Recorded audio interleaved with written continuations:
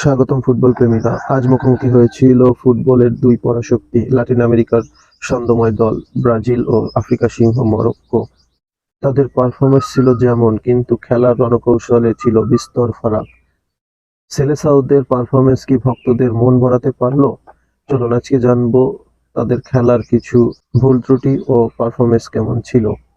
প্রথমে যদি ব্রাজিলের কথা বলি, ব্রাজিল বরাবরের মতোই আক্রমণাত্মক ফুটবল খেলার চেষ্টা করেছে, তবে তাদের খেলায় কিছু বড় ঘাটতি ছিল।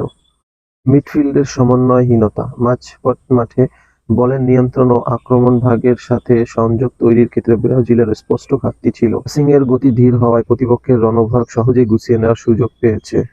রণভাগের দুর্বলতা, কাউন্টার অ্যাটাক সামলানোর সময় মিডফিল্ডারের মধ্যে পজিশনিং এর ভুল ছিল। প্রতিপক্ষদের দ্রুত গতির উইঙ্গারদের থামাতে গিয়ে ব্রাজিলের রক্ষণভাগ বেশ কয়েকবার ভেঙে পড়ে। ফিনিশিং এর অভাব, আক্রমণ ভাগে বল নিয়ে বেশ কয়েকবার ডি বক্সে ঢুকলেও ফাইনাল থার্ডে গিয়ে খেলোয়াড়রা সঠিক সিদ্ধান্ত নিতে পারেনি। গোল করার সহজ সুযোগগুলো হাতছাড়া করার খেসারত দিতে হয়েছে দলকে। মরক্কোর পারফরমেন্স ও কৌশল, মরক্কো এই ম্যাচে অত্যন্ত সুশৃঙ্খল ও পরিকল্পিত ফুটবল খেলেছে।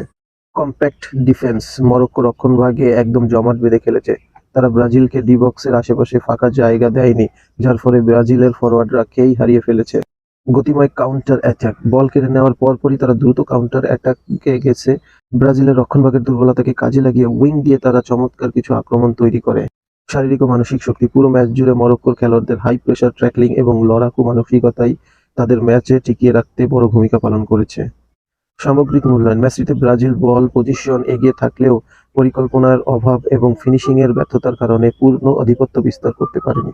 অন্যদিকে মরক্কো তাদের টেকনিক্যাল প্ল্যান ও কৌশল নিখুঁতভাবে মাঠে বাস্তবায়ন করেছে। ব্রাজিলের জন্য এটি একটি বড় সতর্কবার্তা যে রক্ষণভাগের ফাঁকফোকর বন্ধ করার পাশাপাশি মাঝ মাঠের খেলায় আরও গতি ও বৈচিত্র্য আনা জরুরি।